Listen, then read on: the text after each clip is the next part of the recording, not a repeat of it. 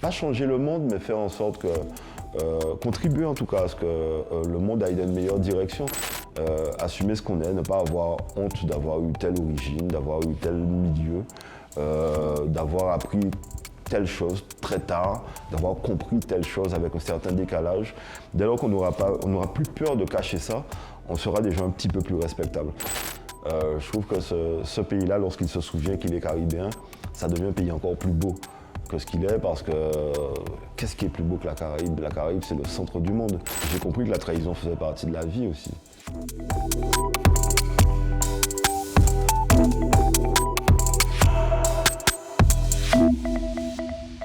Salut à tous, bienvenue dans les belles rencontres de Cédric Centime. L'homme que nous allons recevoir aujourd'hui est président du Conseil économique, social, environnemental régional et un vrai fanatique des moyennes et petites industries de Guadeloupe. Il s'appelle Christophe Wachter, mais on va connaître une autre facette de sa personnalité. Pourquoi on l'invite? Pourquoi c'est une belle rencontre? La façon dont il pose les mots, son calme, son flegme naturel, et nous fait penser que derrière ce parcours, il y a forcément quelque chose d'inspirant.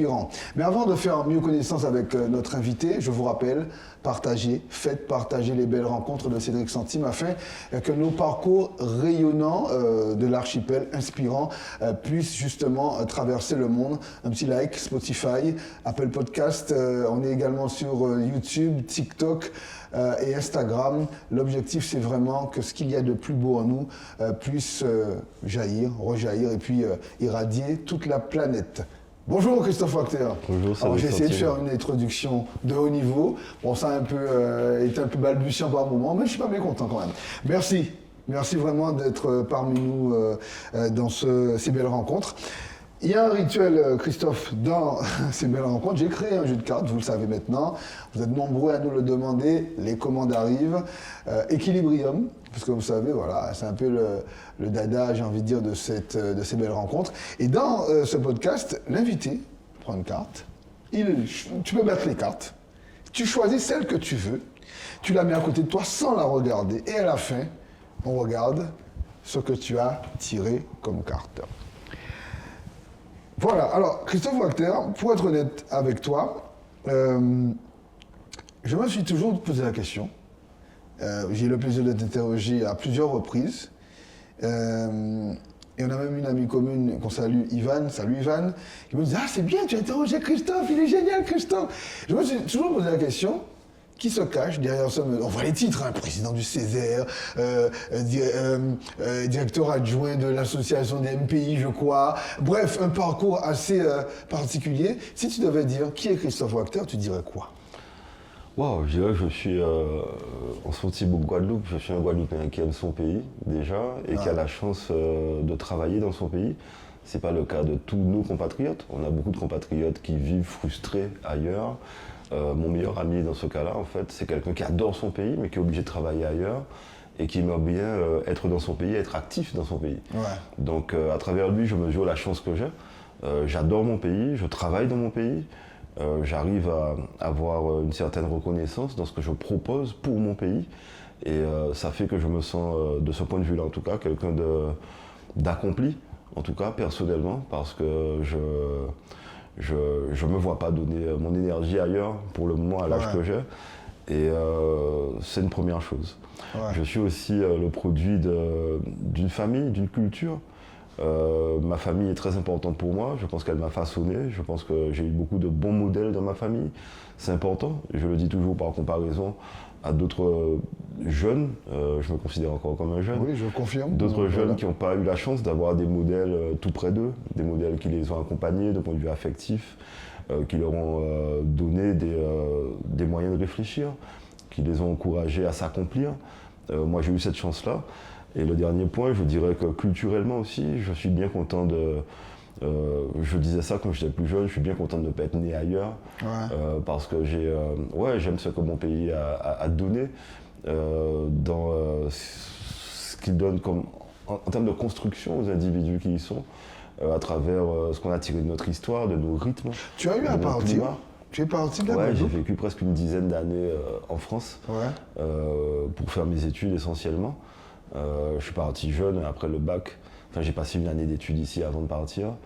Je me suis construit, je veux dire, en termes de formation, en France métropolitaine, dans plusieurs régions.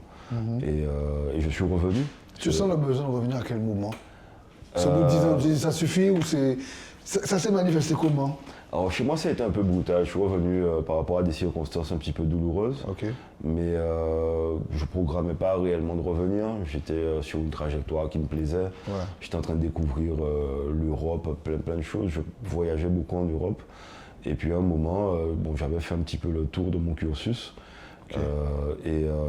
Voilà, j'ai eu un petit événement qui a fait que je suis rentré. Et c'est un cursus de quoi que tu faisais? Alors j'ai fait du droit public, okay. J'ai fait des sciences politiques et de la philosophie. Tu as fait de la philo? J'ai une triple formation. Okay. Donc je suis, un homme de lettres et de sciences humaines. Ouais. Ah là, je suis scié. Ah ouais. Enfin, scié entre guillemets, je t'exprime bien, ça on le sait. Mais je ne pensais pas. Vraiment, je ne pensais pas. Ouais, parce qu'en fait, je suis peut-être assimilé aussi à du lobbying économique. Oui, peut-être c'est ça. À travers l'industrie, mais je n'ai pas fait d'études de finance. Ni d'économie, je m'y suis intéressé, et puis à travers les sciences politiques aussi, on touche à pas mal de domaines. Et donc, quelque part, voilà, je me suis retrouvé dans le monde économique. Mais je pense qu'il faut aussi, au-delà de sa formation initiale, continuer à se former.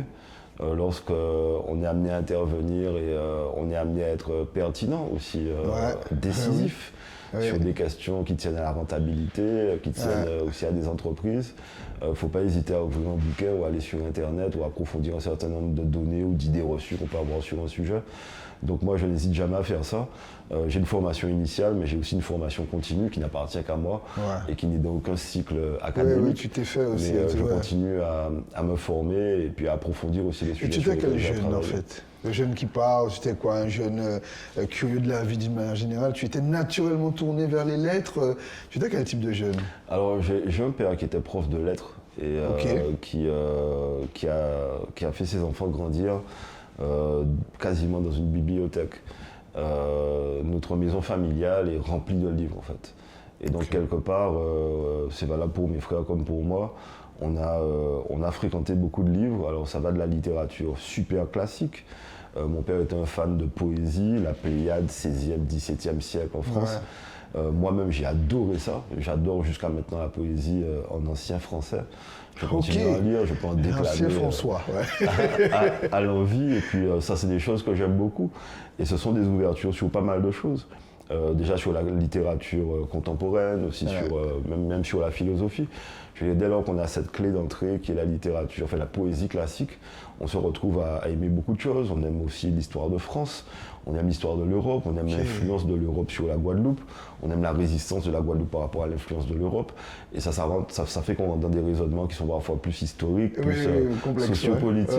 Et donc moi je me suis construit à partir de ces choses-là. Je ne dis pas que la littérature française a été mon point de départ, mais en tout cas ça a été un des éléments qui est rentré dans le système qui fait, je crois en tout cas, ce que je suis devenu aujourd'hui.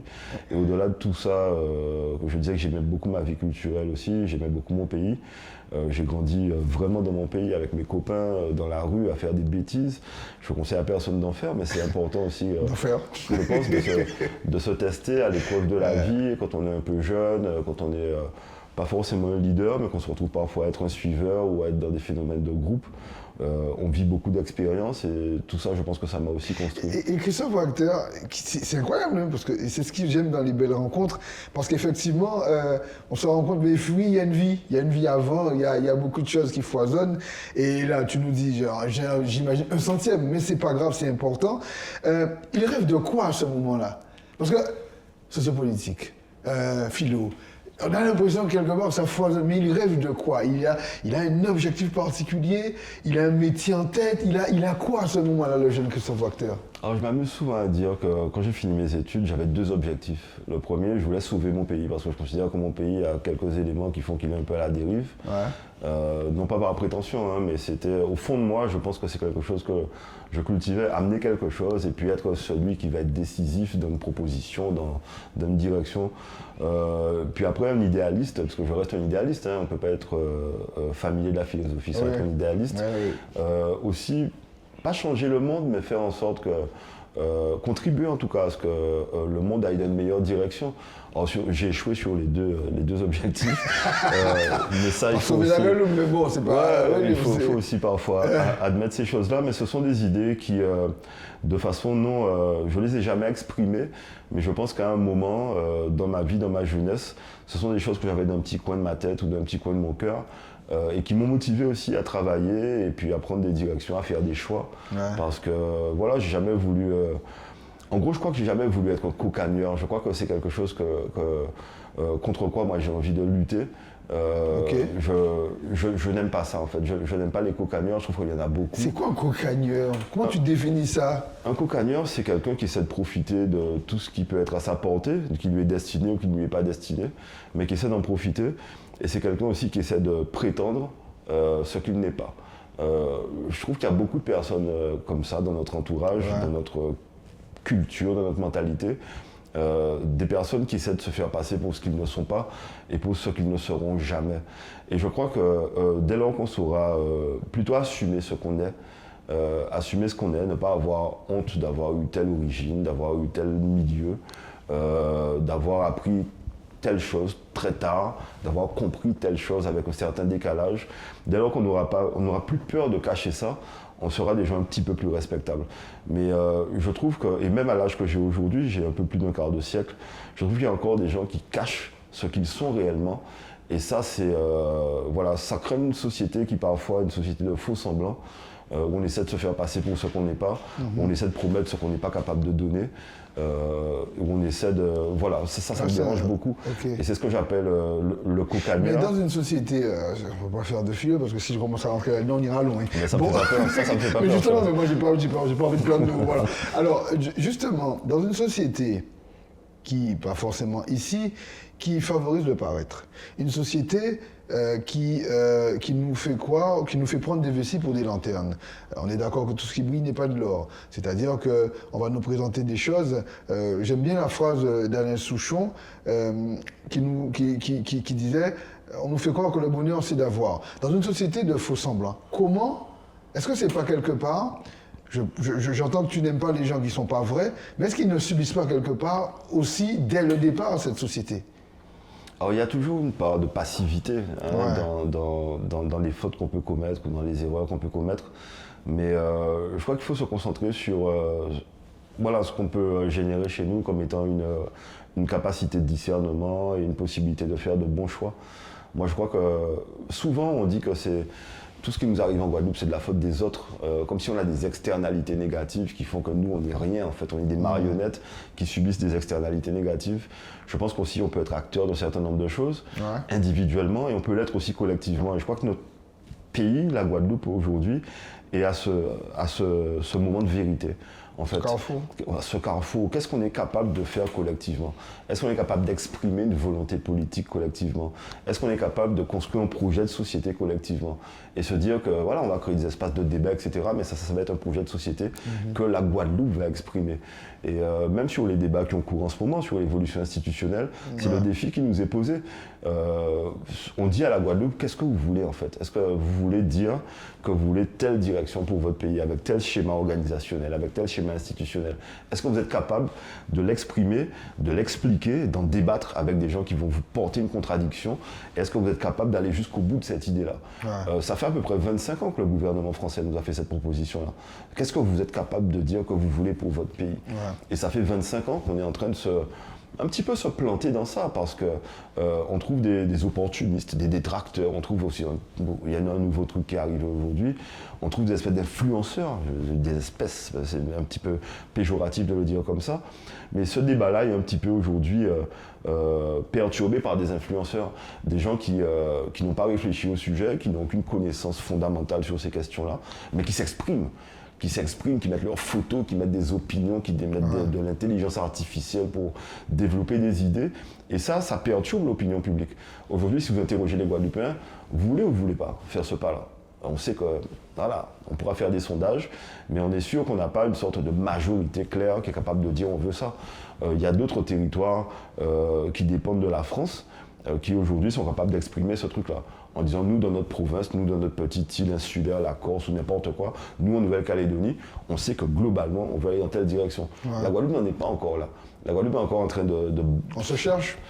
On débat, on se fait plaisir en fait. On se fait plaisir, mais on n'approfondit pas les questions. Et puis, on se détermine aussi par ce truc qui nous gêne beaucoup. C'est quoi, c'est la peur de...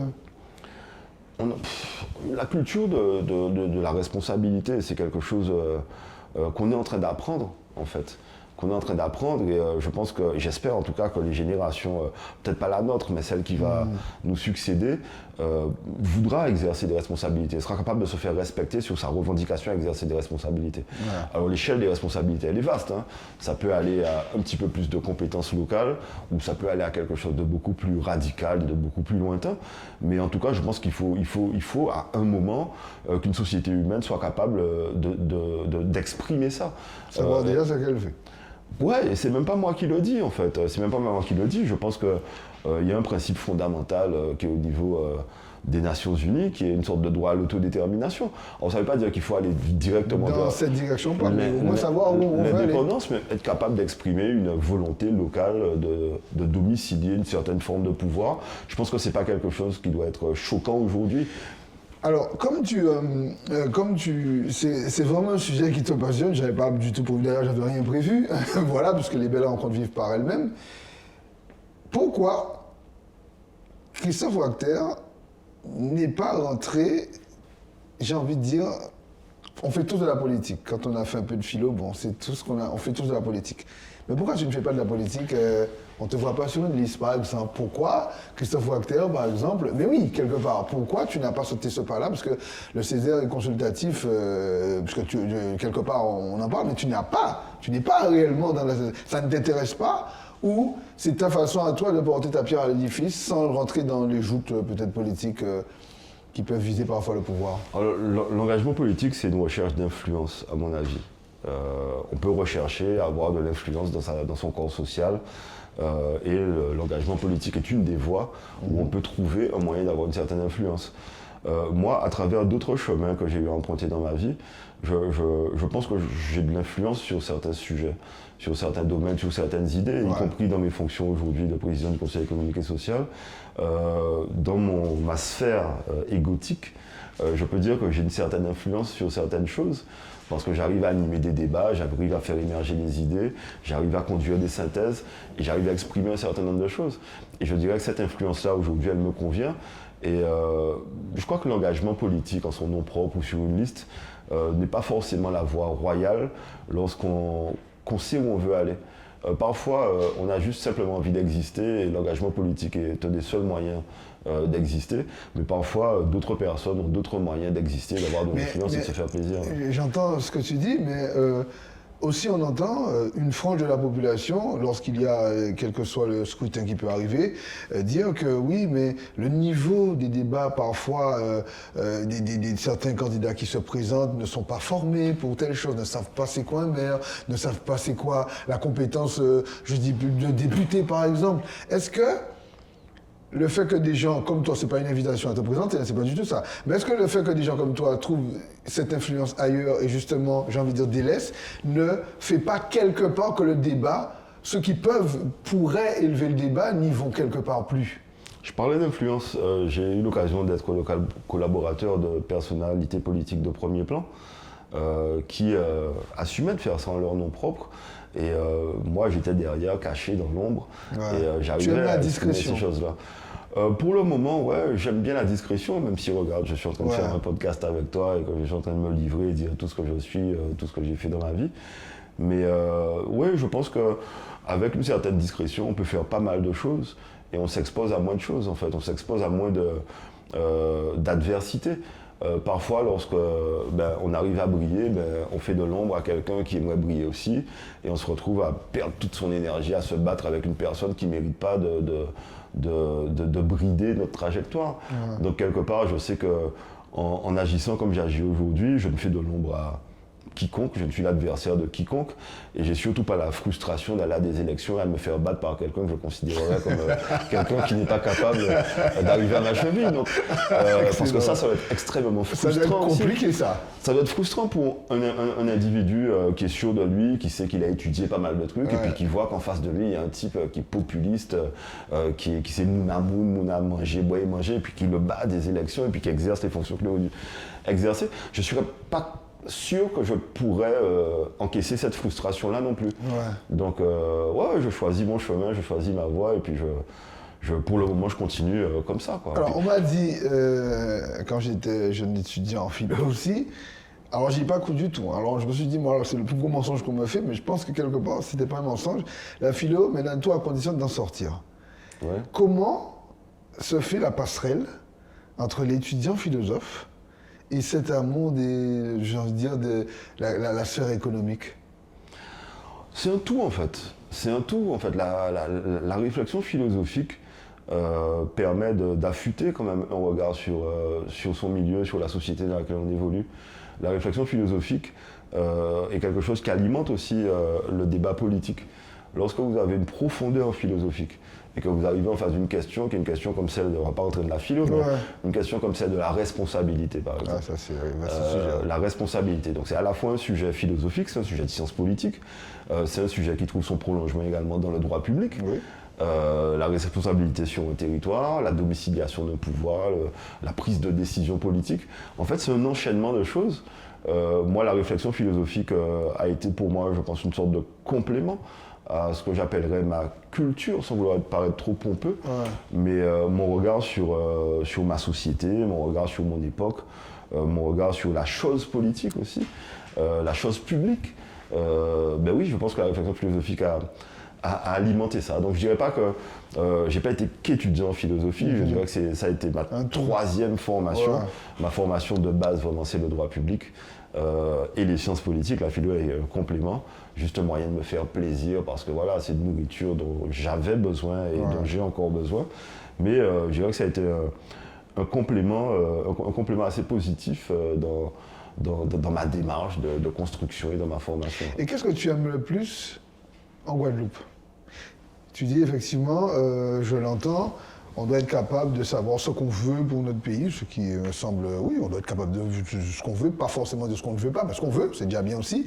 Qu'est-ce que tu aimes le plus en Guadeloupe? Qu'est-ce que tu trouves, quelle qualité sur laquelle nous on peut s'appuyer pour, je sais pas, fonder une société de demain? Alors déjà, je dirais que j'aime la Guadeloupe de pays géophysique, j'ai déjà dit ça, j'aime la plongée sous-marine, comme j'aime monter au sommet de la Soufrière. Et je crois qu'entre les deux, j'aime tout ce que je trouve, en fait. J'aime la Guadeloupe déjà d'un point de vue géophysique. Après, j'aime beaucoup la caribéanité de la Guadeloupe. Je trouve que ce pays-là, lorsqu'il se souvient qu'il est caribéen, ça devient un pays encore plus beau que ce qu'il est, parce que qu'est-ce qui est plus beau que la Caraïbe? La Caraïbe, c'est le centre du monde. C'est la préfiguration du monde de demain. C'est un espace c'est un carrefour de toutes sortes de métissages, toutes sortes de mélanges. Et on voit aujourd'hui comment la Caraïbe arrive à influencer le monde entier. Ça a été le cas du reggae, du dancehall, c'est le cas du bouillon aujourd'hui, la salsa, tout ça, ça naît dans la Caraïbe. Et je trouve que la Caraïbe, c'est vraiment un espace qui est capable de propager tellement de choses partout, dans tous les pays du monde. Et je suis hyper content d'être un Caribéen, bien qu'étant un Guadeloupéen, donc étant une sorte d'Européen, Français, etc. Mais un Caribéen, c'est quelque chose d'hyper riche. Et quand on voyage dans la Caraïbe, on se rend compte qu'on a pas mal de points de connexion avec des hispanophones, des anglophones, etc. En termes alimentaires, en termes culinaires, en termes gastronomiques, en termes de... je trouve que la Caraïbe, c'est vraiment un foisonnement de tellement de choses.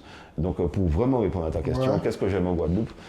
J'aime ce pays-là, physiquement. J'aime aussi cette culture qui nous dépasse et qui est dans tout cet espace caribéen.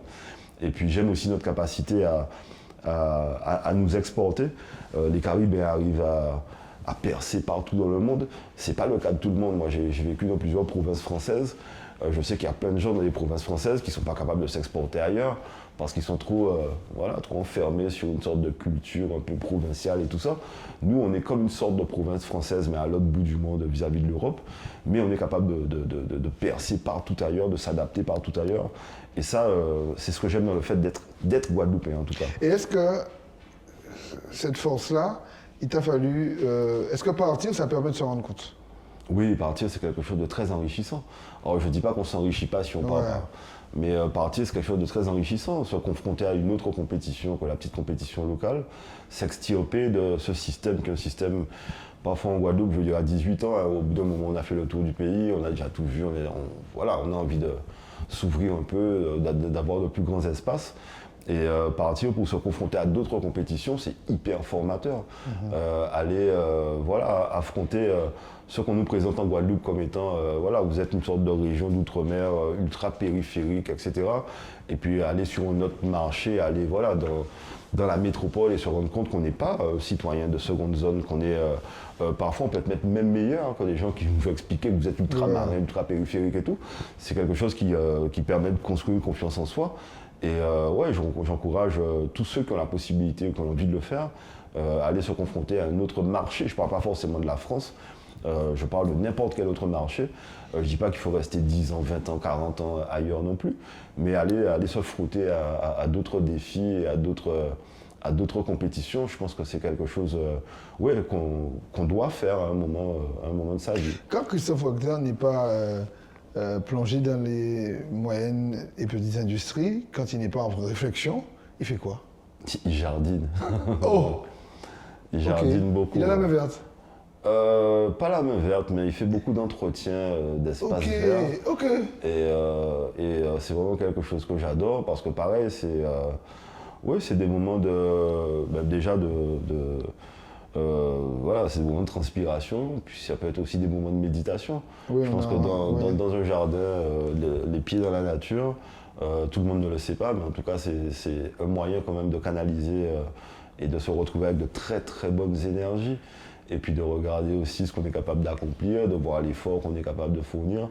Moi j'ai la chance d'avoir accès à un espace comme ça dans mon patrimoine familial qui est un jardin où je peux vraiment transpirer et méditer. Et c'est ce que je fais au moins 2 fois par semaine. Carrément. Ouais. Ok. Et les loisirs à part le jardinage, c'est quoi? Alors une grande passion pour la musique aussi. J'étais un petit peu DJ à un moment dans ma vie. Voilà, j'aime beaucoup la musique, même si bon, je pratique plus tellement cette chose-là. Mais je reste un mélomane et je suis amateur de pas mal de formes d'expression musicale. Éclectique. Ouais, c'est un peu éclectique. Ça va de la chanson traditionnelle guadeloupéenne, le chant, du gros cas, des choses comme ça. Ça passe par la chanson française. J'aime beaucoup la musique classique, j'aime beaucoup le rap, j'aime beaucoup le reggae, j'aime beaucoup la dancehall. J'aime beaucoup les choses un peu expérimentales aussi. J'aime bien les gens un peu délirants qui proposent n'importe quoi. J'écoute toujours un peu ce qu'ils font et puis parfois on découvre des génies derrière de l'expérimentation musicale. Ça j'aime beaucoup la chanson à texte aussi, je trouve ça très beau. Et s'il y avait un proverbe en Guadeloupe qui t'a caractérisé ou que tu aimes répéter à foison, ou je sais pas, peut-être quelque chose que tu répètes ou qui te parle, ce serait quoi? Oh là, ça c'est une question très très très compliquée. Je suis pas sûr de pouvoir y répondre. Je suis pas sûr de pouvoir y répondre. Quand tu dis un proverbe en Guadeloupe... Tu peux donner une expression, quelque chose que tu répètes, qui pour toi... Parce que des fois, on a des tics verbaux, hein, on peut avoir des choses qu'on répète sans même s'en rendre compte. Donc si ça te revient, il n'y a pas... Non, si ça te revient, mais écoute... Mais je peux te répondre. Ah ben vas-y, mais ça peut... Alors, je ne peux pas dire en anglais parce qu'il y a un gros mot dedans, mais je vais essayer de faire une traduction en français. Peu importe où tu te trouves, le plus important, c'est de là où tu viens. En anglais, c'est un petit peu violent, donc je ne peux pas le dire vraiment, mais c'est un petit peu ça, et puis c'est ce que j'essaie de dire depuis le début de cet échange avec toi. Je pense que là d'où tu viens, c'est quelque chose de très important. Il ne faut pas avoir de complexe par rapport à ça. Il faut savoir trouver les richesses de l'endroit qui t'a vu naître, en fait, de l'endroit qui t'a vu grandir. Je pense que quel que soit l'endroit où on est dans le monde, même si c'est un pays compliqué, un pays pauvre, un pays difficile. Moi, j'ai eu la chance de passer un petit moment en Haïti, qui est un pays très très difficile. Et j'ai découvert un peuple que je connaissais déjà, parce que je sais ce qu'Haïti est capable d'exprimer dans le monde.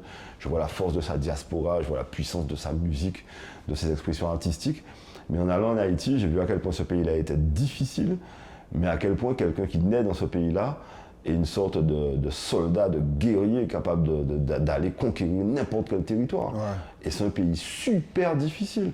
Nous qui ne sommes pas originaires peut-être de ce pays-là, on n'a pas forcément envie d'y aller. Mais lorsqu'on vit là-bas, un petit moment, on se rend compte de la puissance de ce pays-là, au point de vue culturel, au point de vue spirituel, au niveau de la résilience de ce peuple-là. Et voilà quoi, moi j'ai envie de dire ça, peu importe là où tu te trouves, c'est l'endroit d'où tu viens qui fait qui tu es. Et je pense que la diaspora haïtienne est là pour nous le prouver, y compris en Guadeloupe. Et ce proverbe-là, c'est le genre de choses que tu dis à tes enfants? Oui, je partage tout ce que je considère comme un enrichissement, j'essaie de le transmettre. J'essaie de le transmettre à ma descendance. Mais tu es quel type de papa en fait? Il est comment caposé? Le papa Menfer dans une grande velours ou le papa philosophe? Tu te dirais quoi? Sans rentrer dans le détail, c'est pas l'objectif. Non, je suis un papa très complice. Un papa complice, ça veut dire les bons moments que je peux partager, je veux aussi les partager avec mon fils, parce que j'ai un fils unique. Et ce que mon fils unique peut partager, peut avoir aussi à me donner, je veux le recevoir parce que il vit dans une époque qui n'est pas forcément la mienne, je ne suis pas forcément perméable à tout ce qu'il est capable de capter. Et c'est un enrichissement très mutuel et je crois que de ce point de vue-là, je pense que j'ai réussi ça en fait, à être un père complice qui s'enrichit et puis qui donne et qui protège aussi. Et est-ce que tu as eu à un moment donné peur de justement cette société qui nous happe, qui va très vite, avec des choses, tout est accessible et le négatif aussi? Est-ce que tu as eu des craintes ou justement tu as toujours, le fait d'avoir ce cocon, tu as toujours été, tu t'es en sécurité par rapport à ça? Notre époque me fait un petit peu peur, très honnêtement, notre époque me fait un petit peu peur pour plein de raisons. Je ne vais pas revenir sur tout ce qui est violence, tout ce qui est démembrement familial, etc. Mais notre époque me fait un petit peu peur parce que les choses vont vite. Je suis très attaché aux formations, à la formation du cerveau, la curiosité, la réflexion, l'enrichissement, l'envie de se dépasser, d'aller plus loin. Et je trouve qu'à travers des choses comme ce que notre époque propose, comme l'IA, tout ça, je trouve que ça construit un petit peu moins le cerveau. Ça met à disposition un certain nombre de choses, comme une sorte de fast-food intellectuel en fait. Quand on achète quelque chose de chaud, qui a un petit peu de goût, et puis on a l'impression d'avoir mangé. Mais ça me fait un petit peu peur. Je me demande qui seront ces personnes qui vivent aujourd'hui, qui n'ont pas le temps de se nourrir, qui n'ont pas le temps de méditer, de réfléchir, mais qui ont accès à tout rapidement et qui ont l'impression de tout savoir en fait. C'est des espèces de consommateurs qui créent du déchet. Et quand on consomme beaucoup, on crée beaucoup de déchets, c'est comme ça malheureusement. Et c'est un petit peu ma crainte lorsque je réfléchis à ce qui sera de notre société demain en fait. Et je me dis que les jeunes d'aujourd'hui, c'est ce qui me fait un peu peur pour eux. Moi je sais, je parlais de musique tout à l'heure, je sais qu'il y a des morceaux de musique que j'ai entendus une fois il y a 35 ans de ça, ou il y a 40 ans de ça, qui me transportent encore parce que c'est des choses qui étaient tellement belles, tellement puissantes, tellement profondes qu'elles étaient intemporelles. Et je vois aujourd'hui que la musique c'est un truc qui se consomme à une vitesse folle. Ce qui a été un tube il y a 6 mois, on l'a déjà oublié pour un autre tube qui va encore durer 3 mois. Et je ne suis pas sûr qu'on va être structuré avec de très belles choses. Il y a des morceaux de musique ou des poèmes que je vais relire parce que je sais qu'une fois j'ai lu ça, j'avais 14 ans, ça m'a donné une vraie claque. Et aujourd'hui, à 53 ans, je vais le relire, je reprends ma vraie claque parce que voilà, c'est quelque chose de fondamental. Je ne suis pas sûr qu'aujourd'hui, nos jeunes soient autant en contact avec ces choses-là qui m'ont, moi, structuré. Après, je crois qu'il faut respecter leur époque, il faut respecter les règles aussi de leur environnement. Il ne faut pas nécessairement vouloir leur imposer ce qui nous a, nous, permis de nous structurer. Donc c'est plutôt à nous d'être un petit peu à l'écoute et respectueux des règles qui les entourent. Et en tout cas, c'est la relation que moi j'essaie d'avoir avec mon fils, qui me fasse partager, un petit peu comprendre la vitesse de son époque, même si j'arrive pas à tout suivre. Oui, c'est compliqué. Mais qu'il ait quand même une oreille un peu attentive sur ce qui m'a fait, qui constitue les valeurs que j'ai envie de lui transmettre. Et quand un livre, pourquoi il n'a pas encore écrit un livre, Christophe Acteur? Par manque de temps, mais il écrit beaucoup. Ouais, je me suis posé la question, en fait, ouais. forcément. Ouais, j'écris beaucoup, j'ai toujours beaucoup écrit.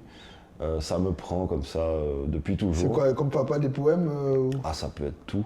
Ça peut être tout. Je peux écrire des poèmes, je peux écrire une réflexion sur quelque chose tel qui sujet. me touche. Ouais. J'ai écrit quelque chose sur les cocagneurs, par exemple. Parce que Ah, c'est pas bien venu, ça, comme... voilà, c'est un sujet qui me préoccupe pas mal. Ouais. Voilà, en fait, je pense qu'on connaît tout ça, je sais que tu as écrit aussi. Quand on a une réflexion, on a envie parfois de la coucher sur du papier. Et oui, c'est ce que je vais Ça bien faire. t'apaise? Ça m'apaise, ça me permet aussi de mettre un peu d'ordre dans mes idées. Ça me permet aussi d'approfondir un certain nombre de sujets. Ouais. Puis c'est intéressant de relire ce qu'on a écrit aussi. Ouais. Quand on écrit depuis longtemps et que on garde ses écrits, mais parfois on retourne dans ce qu'on a écrit, puis on se redécouvre. Ça c'est intéressant aussi comme voyage personnel. Justement, voyage, je vais t'en proposer un, vers le futur, vers le passé, puisque bon, je suis un peu fou aussi.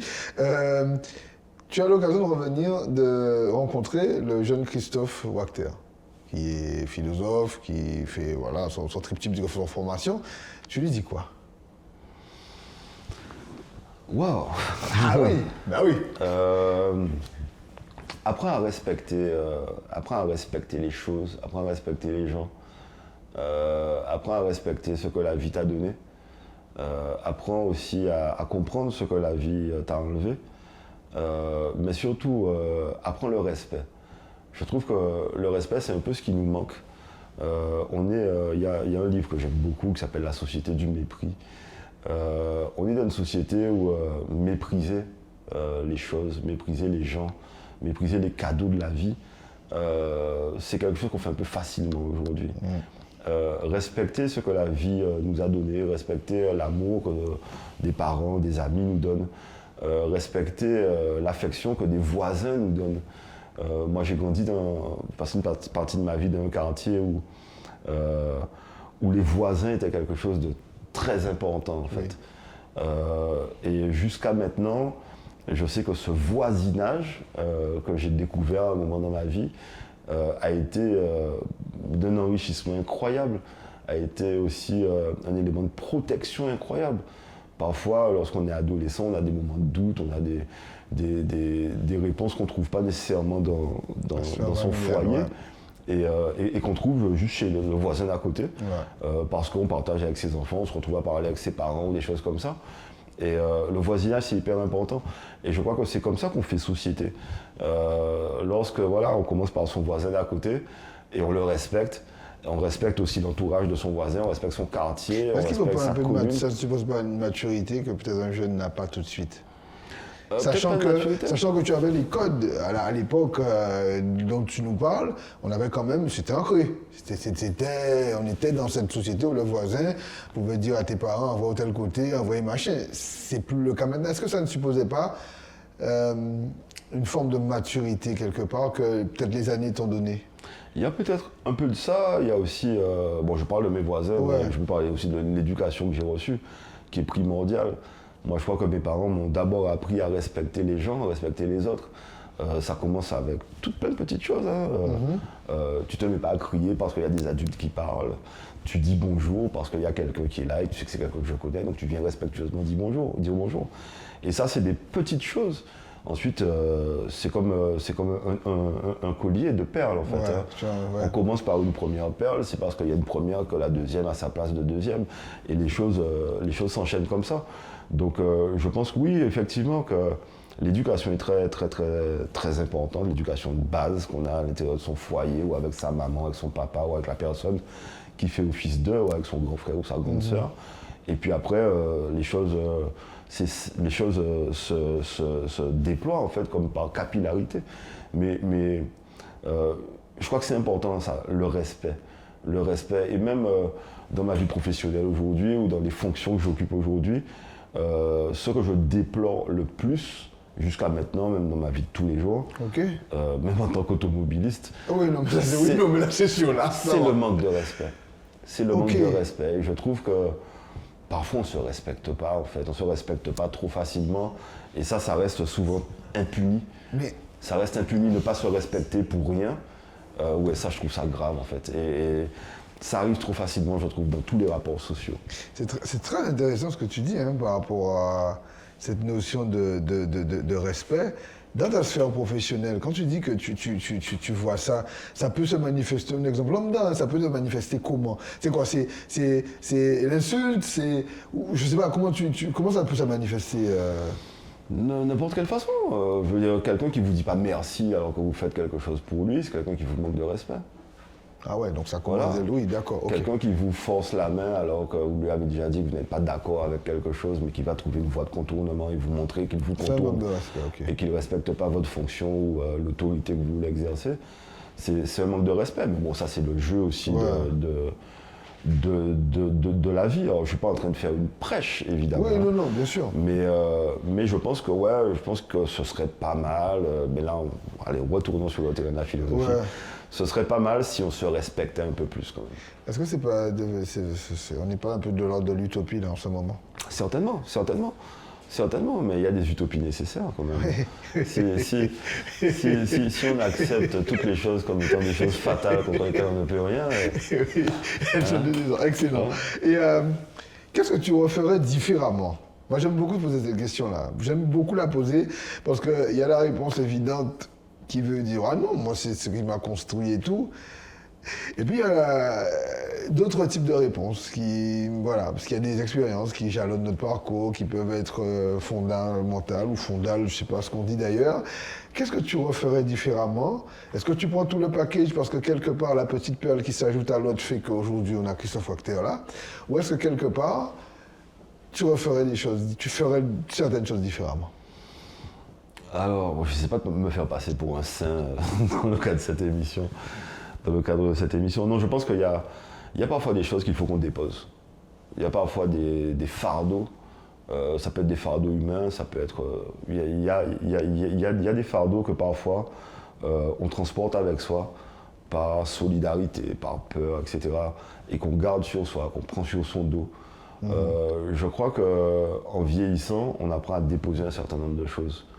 Et je pense que dans mon parcours, il y a des fardeaux que j'ai accepté de porter trop longtemps et que j'ai pas déposé tout de suite.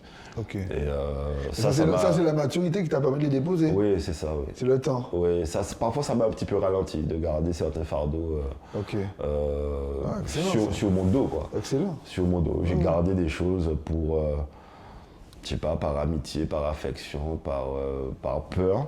Et donc, je crois que j'ai transporté des choses qui m'ont parfois un petit peu ralenti ou qui m'ont qui ont maintenu chez moi une sorte de peine que j'arrivais pas à surmonter. Je pense à des amitiés qui se terminent mal ou des choses comme ça, qu'on garde comme une sorte de fardeau. Ah, d'accord. Et parfois, il faut déposer des choses. Donc, des fois, c'est comme le train, il y en a qui descendent, qui montent. Ok, voilà. Je vois. Donc, oui, totalement, je comprends. Le voyage se poursuit. Christophe Wachter rencontre Christophe Wachter dans 10 ans. Qu'est-ce qu'il lui demande? C'est pas qu'est-ce qu'il lui dit, qu'est-ce qu'il lui demande? Est-ce qu'il a encore des rêves, peut-être? Je pense que c'est ça, c'est un beau moteur, le rêve. Je crois qu'il n'y a rien de pire que de se dire j'ai fait toute bite, j'en ai toute business, pas business pour moi, pas business ailleurs. Moi, je pense que le jour où je dirais ça, je servirai plus à rien, en fait. Moi, je pense que j'espère avoir des rêves, j'espère avoir de l'énergie, soit pour contribuer à les réaliser, soit pour inciter d'autres personnes à s'en inspirer pour peut-être les réaliser. Je pense qu'il faut, le rêve c'est un très très beau moteur. Et dans 10 ans, j'espère encore avoir des rêves. J'espère ne pas être complètement déçu. C'est bizarre, j'allais te poser la question. De tout ce que je vais rencontrer dans la vie. C'est ça, parce avoir que... encore un peu d'espoir et puis des rêves. Alors les rêves, ça peut être quoi? Ça peut être un peu plus de paix, un petit peu plus de bonheur, un petit peu plus de... Alors, donc toi, je suis obligé, excusez-moi, c'est des formations, je suis obligé, mais un coup de pas, mais je suis obligé. Donc, tu es plutôt, tu restes épicurien et moins hobbesien, j'ai envie de dire. Moins Schopenhauer, l'homme loup pour l'homme, l'homme naturellement méchant. Tu as cité 3 domaines de la philosophie que j'aime beaucoup. Tu as commencé par l'épicurien, c'est très très bien. J'ai supposé, en t'écoutant, j'ai supposé. Très très bien. Non, vraiment, ce sont des... vraiment, tu as cité, félicitations pour ça, 3 grands domaines de la pensée qui m'inspirent beaucoup, en fait, Je crois qu'on a souvent tendance à s'obliger à faire des choix. On peut être un combo de plusieurs choses. Et je crois qu'une construction, c'est ça. C'est connaître un petit peu tout, puis après, comme j'ai été DJ avec une table de mixage, mettre le curseur là où il faut pour trouver vraiment le meilleur équilibre, quoi. Je crois qu'il faut être un peu de tout ça, il faut être surtout curieux des choses, faut être, Aimé Césaire disait, perméable à tous les souffles du monde. Mais je crois qu'il faut être capable de recevoir tout ce qui est bon pour soi. Voilà, et je pense que c'est un petit peu une des clés de la vie, en fait. On rencontre de bonnes choses comme de mauvaises choses. Si on n'est pas capable de recevoir les bonnes choses, bon, ça ne vaut pas tellement le coup de vivre, en fait. Et je reçois, je le dis, ce sont de belles rencontres, et il y a dans tous les parcours des gens que l'on voit, il y a quelque chose d'inspirant. Un jeune qui t'écoute. On n'est pas là pour faire la sinistrose, je ne parle jamais de violence, j'en parle suffisamment ailleurs, donc ça me va largement. Un jeune qui peut ne pas avoir d'espoir, peut ne pas avoir de perspective. Il voit aujourd'hui Christophe Wachter dans ce podcast. Il se dit, ah mais c'est le monsieur que j'ai vu là au César. Il parle bien le monsieur, hein, finalement. Le monsieur, il aime bien comment il fait. Ah, et en plus, il est dans les moyennes petites industries, donc il connaît. Quel conseil tu donnes à ce jeune-là qui, quelque part, c'est la réalité, il ne faut pas qu'on se trompe non plus. L'espoir existe, mais il y en a qui sont dans la pénombre et qui ne voient pas cette petite lueur. Sans se la raconter, si tu pouvais être cette petite lueur, tu avais un message à faire passer à ce jeune qui se dit, oh putain, il n'y a pas d'espoir, il n'y a pas de perspective, tu lui dirais quoi? Ben justement, de n'avoir peur de rien, en fait. S'il sent qu'un truc est bon pour lui, d'y aller, d'essayer. Et même si au premier coup ça ne marche pas, de retourner. Et même si au deuxième coup il n'a pas ce qu'il obtient, s'il obtient la moitié de ce qu'il voulait obtenir, ben, qu'il y aille, en fait. Encore. Qu'il y aille, ouais, qu'il y aille. Et en te disant ça, je pense à un jeune qui est revenu me voir l'autre jour dans mon bureau. On se connaissait pas, en fait. Mais en fait... bon, bref, je ne vais pas rentrer dans trop de détails, mais on a des relations familiales qui ont fait que voilà, il me connaissait un peu, et puis il a demandé à me voir, il est venu me voir. Et puis il s'est livré à moi en me disant, vous savez, moi j'ai envie de faire ça, mais ça ne sécurise pas ma mère, elle voudrait que je fasse autre chose, mais je ne veux pas ça pour moi, etc. Et je lui ai dit, mais fais ce qui est bon pour toi, en fait, tu as l'âge aujourd'hui, si ta mère n'est pas contente, prouve-lui que tu avais raison, mais vas-y quoi, tu sens que tu en as envie, vas-y. Puis il me regarde, il m'écoute et tout, et puis il part. Donc voilà, on a peut-être 1 heure d'entretien. Il repart. Et peut-être 1 an et demi, 2 ans après, il m'envoie un email et il me demande s'il peut venir me voir. Et donc j'avais même oublié qui il était, en fait. Il me rappelle qui il est, il me téléphone, il me redit, on s'était vu, etc. Et puis il vient me voir, il s'assoit devant moi, il me dit, ouais, j'ai voulu venir te voir parce que un jour tu m'as dit telle chose. C'est-à-dire, vas-y, tu veux ça pour toi. Et on m'avait jamais parlé comme ça. Et je l'ai fait. J'ai monté mon entreprise, j'ai pris mon siret, mon truc. Et au début c'était compliqué, mais j'ai continué. Et ça y est, maintenant j'ai ça, je viens d'avoir un supermarché là, etc. Et j'aurais jamais eu ça si tu m'avais pas dit ça ce jour-là. Alors bien sûr, moi je suis resté dans une posture très professionnelle, peut-être qu'il verra ce podcast. Je suis resté dans une posture très professionnelle, mais je sais que je lui ai parlé le plus sincèrement du monde. En lui disant, mais tu veux ça, vas-y quoi. Et s'il y a un problème avec tes parents, prouve-leur que tu avais raison. Et en fait, il est venu me faire un feedback 2 ans après, en me disant, tu m'as dit de faire ça, et voilà, je l'ai fait.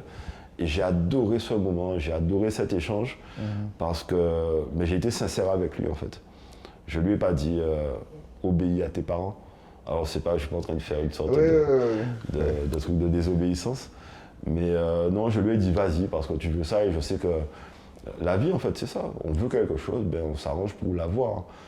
Et je ne parle pas de biens matériels. Lorsque je dis ça, je parle d'accomplissement personnel.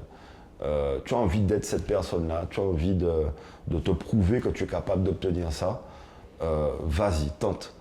Si tu te casses la figure, c'est pas grave. C'est pas grave. Tente-le, et puis tu auras la conscience tranquille après. Ne finis pas tes jours en te disant j'ai toujours voulu faire telle chose. Il n'y a rien de pire. Ouais. Ça, il n'y a rien de pire à mon avis. Donc voilà, c'est ce que je dirais à ce jeune. Excellent. Et qu'est-ce qu'il faut pour travailler avec Christophe Wachter? Je ne sais pas ce que tu fais exactement, ce n'est pas la question.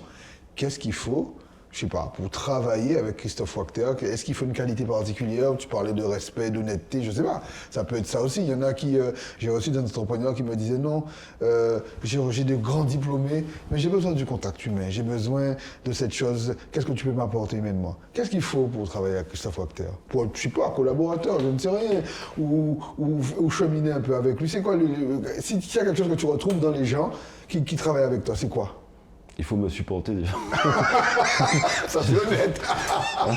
Je pense qu'il faut ça, puis il faut avoir aussi une envie de partager des choses. Je pense que lorsqu'on travaille ensemble, on essaie d'atteindre des objectifs communs, en commun. Ça veut dire qu'on essaie de mettre de l'énergie sur la même table pour atteindre un objectif qu'on partage et qui est clair.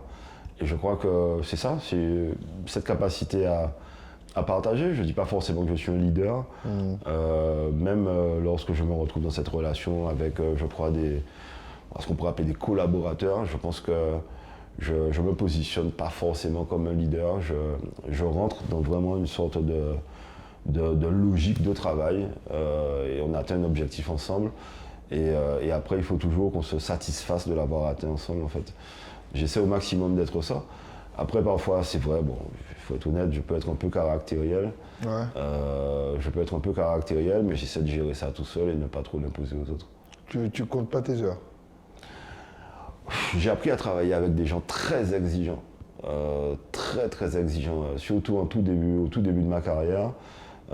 J'avais une patronne qui me disait, toi, je vais te presser comme un citron jusqu'à ce qu'il ne sorte plus rien de toi. Et ça a été mon premier employeur. Ça me faisait un peu peur d'ailleurs quand j'entendais ça. Mais non, ça m'a appris à donner le maximum, à me dépasser. Et puis ça m'a aussi donné une sorte d'habitude aussi à obtenir des résultats. Et je pense que c'est super quand on programme de partir en vacances, de se dire ok, j'ai obtenu tel résultat, donc on part en vacances beaucoup plus tranquille. Et le repos bien mérité, c'est quelque chose de très beau aussi. Parce que voilà, on s'est donné au maximum, on a lutté contre sa propre fatigue, contre ses doutes, contre pas mal de choses, mais on a réalisé des choses ou atteint des objectifs qu'on s'était fixés. Et ça, c'est qu'est-ce qu'il y a de plus riche que ça? Et qu'est-ce qu'on peut souhaiter à Christophe Wachter? De toujours se sentir libre, déjà, c'est très important de se sentir libre. Et donc la liberté, encore un concept philosophique.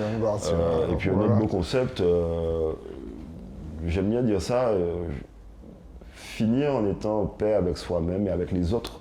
Je crois que c'est très important d'être en paix en fait. Donc la liberté, la paix intérieure, c'est quelque chose de... Mais si on est en paix avec soi-même, les autres... Bon, les autres, les autres, on est en paix avec les autres. Ils comptent pas tellement si on est en paix avec soi-même. En paix avec les autres, après on peut être fâché avec eux, mais on leur a dit, on leur a dit leur cas de vérité. On leur a dit leur cas de vérité, et là on est en paix en fait. On n'a pas gardé un truc qu'on n'a pas exprimé. Ça c'est très très important. Être en paix avec les autres ne veut pas dire faire la fête avec tout le monde. Hein. C'est aussi avoir dit, et voilà, s'être libéré aussi le fardeau, d'une charge. Voilà, ça c'est très important. Bon. On arrive au moment, Christophe, on aurait pu parler des heures, en plus surtout là, si je me connais, si on parle philo, on est parti pour 5 heures. Bon, alors, la carte, le moment, tu vas nous dire ce que dit cette carte, qu'est-ce qu'elle... si elle t'inspire quelque chose, c'est quoi? Alors, il est écrit l'amitié, il y a 4 personnages pas mal. qui se tiennent, ils sont 4. Oui, super belle valeur, très belle expérience. On n'a pas beaucoup parlé pendant l'entretien, mais mes amis sont hyper importants pour moi. Ils sont nombreux? Oui, ceux que j'appelle mes amis sont très nombreux. Ok. Ceux que j'appelle mes amis sont très nombreux. Ceux qui sont restés mes amis aussi sont très nombreux. C'est quelque chose que je cultive. J'ai retrouvé beaucoup d'amis. On s'était un peu perdu de vue parce que voilà, on a pris des chemins un peu différents. J'ai retrouvé beaucoup d'amis en créant un groupe WhatsApp avec des amis avec qui j'ai partagé mes années d'études. Et c'est un vrai plaisir de retrouver un cercle d'amitié qu'on n'entretenait plus. Et ça encore, ça prouve que l'amitié, c'est quelque chose qui ne meurt pas, qui peut renaître à tout moment. Et en ayant créé ce groupe WhatsApp, on a décidé de se retrouver physiquement un jour. Ouais. Et c'est ce qu'on a fait, bon, évidemment. Alors, avant de donner ce qui est écrit pour le petit livret, c'est assez hallucinant parce qu'on n'a pas parlé d'amitié et ça te dit effectivement, mais l'amitié, voilà. Avant de parler de ce que dit le fameux livret, tu gères comment la trahison quand elle se présente? Assez mal, évidemment. assez mal. Après, j'essaie de surmonter ça. J'ai compris que la trahison faisait partie de la vie aussi. Mais est-ce que, mon Dieu, je suis en train de prendre des pincettes pour ne pas rentrer dans un débat philosophique. Bon, alors est-ce que justement, ça fait partie de la vie, mais est-ce qu'elle est pareille, cette amitié, une fois? Quand le verre est ébréché, est-ce qu'il est le même après, même si on le colle? Alors tu as peut-être entendu parler de moi, et donc tu sais que je suis quelqu'un d'ultra rancunier. Je le suis évidemment, parce que lorsqu'on donne son amitié ou son amour à quelqu'un et qu'on est trahi, c'est très très difficile. Il faut avoir énormément de ressources pour pouvoir surmonter ça, pour ne pas cultiver un sentiment de rancœur, de revanche, etc. Moi, c'est pas quelque chose sur lequel je donnerais beaucoup de conseils. Je gère ça assez mal parce que je parlais d'amitié, je parlais du fait que j'aimais mes voisins, etc. Ça signifie que je suis quelqu'un de très sentimental. Être sentimental veut dire ne viens pas jouer avec les sentiments que je partage avec toi. Ouais, ça veut dire ça aussi en fait. Ouais. Être sentimental, ça veut pas juste dire je suis là à sourire, je te donne plein. Non, ça veut dire aussi ne joue pas avec ça. Et si tu joues avec ça, ben, tu vas payer ça. Ouais. Et je crois que, là on en vient à Hobbes. Ah, oui, exactement. Alors, on va pas rentrer dans Hobbes. Bon, alors, la carte de l'amitié vous indique, c'est incroyable, hein, que vous êtes bien entouré par des personnes qui vous veulent du bien. Non, excuse-moi, je sais pas, je te montre, hein. Attends, c'est marqué. Ouais. Bon, alors, il s'agit d'une bénédiction que vous devez apprécier à sa juste valeur. Soyez reconnaissant d'avoir des gens sur qui vous pouvez compter, c'est une denrée rare. Soignez ainsi vos relations, sachez être respectueux de l'affection qui vous est confiée. Les vrais amis ne courent pas les rues, aussi lorsqu'il y en a, il faut les considérer à leur juste valeur. Pour autant, cette carte n'indique pas qu'il faille ouvrir votre cercle. Si vous regardez bien, le cercle est fermé. Cela veut dire que si vous pouvez vous fier à ses amis, vous devez en revanche être vigilant concernant de nouvelles amitiés providentielles. Parfois, elles le sont réellement, mais les traîtres se présentent sous des aspects très amicaux et séduisants. Ne vous fermez pas à la nouveauté, mais faites confiance à votre intuition. J'adhère complètement. Ça signifie que l'amitié est le produit d'une sélection naturelle. L'amitié ne se maquille pas. Ouais. C'est quelque chose qui se construit de façon naturelle. C'est des connexions qui se créent, c'est des fidélités qui ne se dénouent jamais. Moi, j'ai eu la chance de regrouper, comme je te le disais, beaucoup de mes amis à 2 reprises à travers ce groupe WhatsApp et aussi à l'occasion d'un anniversaire où j'ai été rechercher des amis que je ne vois pas tout le temps, mais ce sont des personnes qui étaient chères à mon cœur et qui ont été là. J'avais même des amis que je n'avais pas vus depuis l'âge peut-être de 8-9 ans. Et puis on s'est retrouvés, on a évoqué des souvenirs, des images, des choses comme ça. Et je conseille je sais pas quel verbe employer. Je dirais à tout le monde de vivre ça un moment dans sa vie en fait. De retrouver des amitiés qui sont indéfectibles. Ah ouais, et même si elles ne sont pas entretenues, d'avoir des moments où on se rend compte que voilà, j'ai une amitié indéfectible avec une personne que j'appelle pas, que je vois pas, à qui j'en vois pas, à qui je suis même pas ami sur les réseaux sociaux, mais on se retrouve et on se redit notre amitié elle est indéfectible et on a vécu peut-être une année scolaire ensemble et on se ressort des souvenirs qu'on n'oubliera jamais. Moi j'ai eu la chance de vivre ça il n'y a pas longtemps, je pense que tout le monde vit ça en fait. Hein. On retrouve un vieil ami et puis se dit waouh, voilà. Et ça, c'est hyper fort. Ouais. Je te remercie d'avoir accepté notre invitation. Merci pour ce moment très agréable. Ben, c'est ça les belles rencontres, tout simplement. Tu m'as demandé avant, on va parler de quoi? Je t'ai dit, je sais pas. Mais voilà, on a parlé pendant plus d'une heure et puis vous avez vu le tirage. Je vous montre la carte, hein, parce que l'amitié, j'avoue, il n'y a pas de trucage. Regardez, honnêtement, on est d'accord, il n'y a pas de trucage. Hein. Non. Voilà, et on n'a pas. À moins que toutes les cartes soient pareilles. Alors, les ne sont pas pareilles. Alors, elles ne sont pas pareilles. Elles auraient été, voilà, donc bien mal avisées d'avoir. Donc c'est ça, on n'avait pas parler d'amitié parce que c'est pas. Et là, à la fin, comme quoi, voilà. Merci beaucoup de nous avoir suivis dans ces belles rencontres. Je vous le dis, hein, aidez-nous parce qu'effectivement, comme le disait Christophe Wachter, on a cette faculté à mépriser facilement. On a cette faculté à dire ce qui ne va pas. Et nous, on a pris le parti depuis le mois de janvier dans ces belles rencontres de parler de parcours inspirants. On a discuté avec quelqu'un de très cultivé, quelqu'un qui s'est ouvert à nous. Et vous avez vu qu'il y a de belles choses encore une fois dans l'archipel. C'est pas fini, hein, puisque the show must go on. On ira encore jusqu'à pas d'heure, j'ai envie de dire, et plus si affinité. En tout cas, merci beaucoup. Partagez, faites partager les belles rencontres de Cédric Centime. YouTube, un petit like, Instagram, TikTok, Spotify, Apple Podcast, bref, toutes les plateformes qui vous sont accessibles. Et puis voilà. Partagez pour que ça fasse effet boule de neige. On se dit à la semaine prochaine pour un nouveau parcours inspirant.